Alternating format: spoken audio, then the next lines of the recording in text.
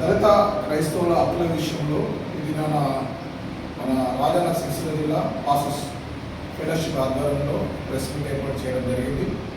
మన భారతదేశంలో ఉన్న దళిత క్రైస్తవుల హక్కుల విషయంలో చాలా అన్యాయం జరుగుతుందని గుర్తించి ఈ మధ్యన దళిత క్రైస్తవుల విషయంలో సుప్రీంకోర్టు ఒక తీర్పు వెలువరించింది.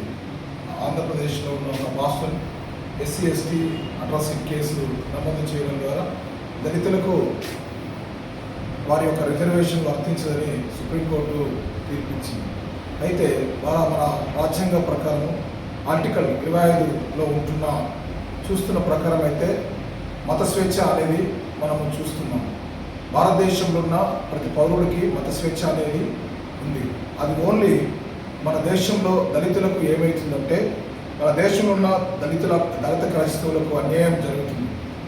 మిగతా వేరే వర్గాల వారికి అది న్యాయం ఉండొచ్చు, కానీ ఆ రోజుల నుంచి ఈ రోజుల వరకు అంటే మా తాత ముత్తాతల కాలం నుంచి ఇప్పటి వరకు దళితులు అనేది అనగదొక్కబడుతూనే ఉంటున్నారు.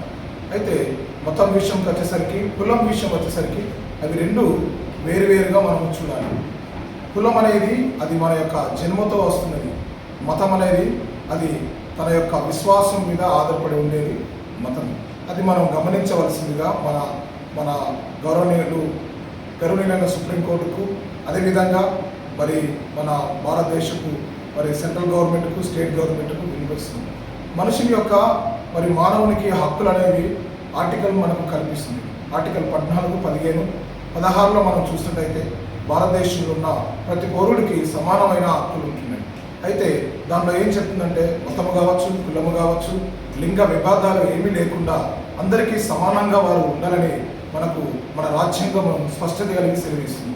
అయితే మనం గమనించి గౌరవనీయులు సుప్రీంకోర్టు, సెంట్రల్ గవర్నమెంట్, కేంద్ర ప్రభుత్వం, రాష్ట్ర ప్రభుత్వం గమనించి దళితుల్లో ఉంటున్న క్రైస్తవులకు ఎలాంటి అన్యాయం జరగకుండా వారికి న్యాయం జరిగేలా చూస్తారని మా జిల్లా తరఫున విన్నపం తెలియజేస్తున్నాను. Thank you. సుప్రీంకోర్టు దళితుల క్రైస్తవుల విషయంలో ఇచ్చినటువంటి తీర్పు విషయంలో ఆర్టికల్ 25 ప్రకారంగా క్రైస్తవులకు మత స్వేచ్ఛ అనేది ఈ లోకంలో భారతదేశంలో ఎక్కడైనా ఎవరైనా ఏ మతాన్ని స్వీకరించే హక్కు, జీవించే హక్కు ప్రతి వారికి ఉన్నది. దాన్ని దృష్టిలో పెట్టుకొని దాని విషయంలో కూడా ఆలోచించి మా క్రైస్తవుల పట్ల క్రైస్తవుల పట్ల మీరు ఇచ్చిన తీర్పు ఎంతగానో అది బాధిస్తుంది. దాని విషయంలో మీరు ఆలోచన చేయవలసిందిగా మేము మాట్లాడుతున్నాం. ఈ రాజన్న సిరిసిల్ల జిల్లా నుంచి పాస్టర్లు అందరం కలిసి మతం అనేది మధ్యలో నచ్చింది, కులంలో పుట్టుకతోనే ఉన్నది. మతం అనేది ఈరోజు హిందూగా ఉన్నవారు క్రైస్తవులు మారచ్చు, క్రైస్తవులు ఉన్నవారు హిందూగా మారచ్చు, ముస్లింగా ఉన్నవారు వాళ్ళు హిందూగా మారచ్చు, క్రైస్తవులు మారచ్చు. అంటే మతం అనేది అది మనసుకు సంబంధించింది కాబట్టి ఈరోజు హిందూగా, రేపు ముస్లింగా, క్రైస్తవులు ఎప్పుడు ఏ విధంగా మారుతారని తెలియదు.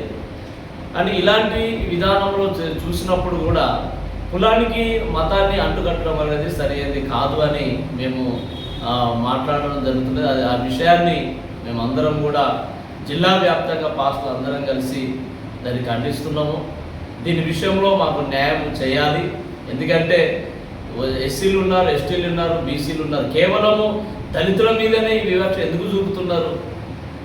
క్రైస్తవుల దాంట్లో అనేక మంది ఉన్నారు కదా. అంటే ఈ ఒక రకంగా చెప్పాలంటే ఈ దళితులు, SC, ST అన్నవారు క్రైస్తవులుగా ఉండద్దు. అంటే ఇది బెదిరింపుగా ఈ తీర్పునిచ్చి ఎస్సీలను వేసిన దళితులందరినీ ఏం చేస్తున్నారు, బెదిరించినట్టుగా ఈ తీర్పు ఇచ్చారు.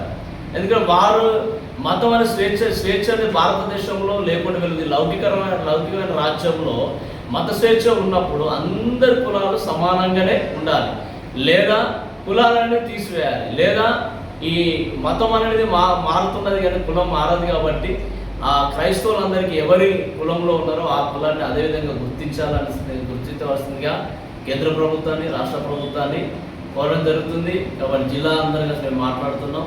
దీన్ని మీడియా ముందట ఈరోజు రావడం బాధాకరంగా, ఇబ్బందికరంగా వచ్చాం. ఎందుకంటే తోటి మనుషులను చూసినట్లుగా, తోటి ప్రజలను చూసినట్లుగా మమ్మల్ని చూడటం లేదు అని మీడియా ముందు తెలియజేయడము జరుగుతున్నది.